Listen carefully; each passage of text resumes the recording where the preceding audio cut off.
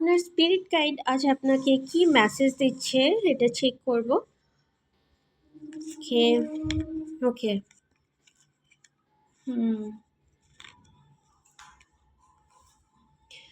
ওকে, খুব টাফ সিচুয়েশনের মধ্যে দিয়ে আপনি যাচ্ছিলেন, কোনো রাস্তা দেখা যাচ্ছিল না যে আপনি কি করবেন কি না এই সিচুয়েশনের মধ্যে।